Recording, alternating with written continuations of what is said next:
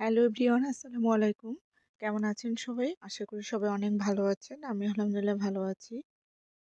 তো আপনাদের সাথে আজকে ছোট্ট একটা ব্লগ শেয়ার করছি। এখানে দেখতে পাচ্ছেন চাল এবং ডাল আমি ধুয়ে নিয়েছি। আমি হচ্ছে একটা লিকুইড সবজি খিচুড়ি রান্না করব।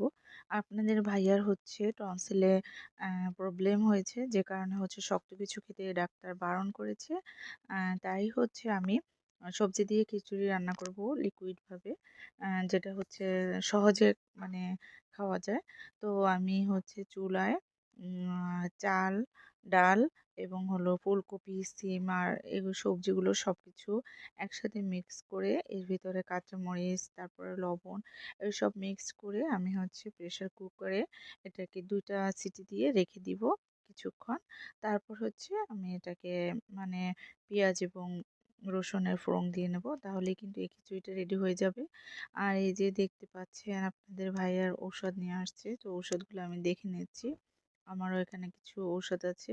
এই যে টনসিলের প্রবলেম, একটা নাসোভাব এটা হলো দিয়েছে। আর হলো ঠান্ডা প্রবলেম যে কি যে একটা খারাপ জিনিস, তা বলে বোঝাতে পারবো না। আরেকটা বিষয় হচ্ছে সুস্থতা হচ্ছে আল্লাহর একটি অন্যরকম অশেষ নেয়ামত।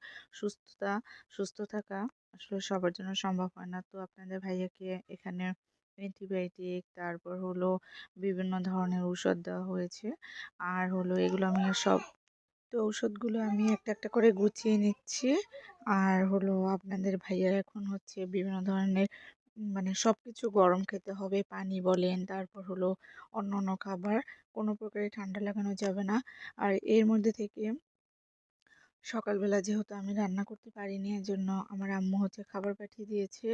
এখানে হচ্ছে পিঠা বানিয়ে দিয়েছে, চালের রুটি, দেন হচ্ছে লাউ দিয়ে একটু ইলিশ মাছ আর হলো মাংস। এগুলো হচ্ছে আমার জন্য পাঠিয়ে দিয়েছে, যেহেতু আমি আজকে রান্না করতে পারিনি, আপনাদের ভাইয়া অসুস্থ এ কারণে। তো এখানে হচ্ছে আমি আপনাদের ভাইয়ের জন্য গরম পানি করে নেব, আর আমি একটু পানি খেয়ে নিচ্ছি।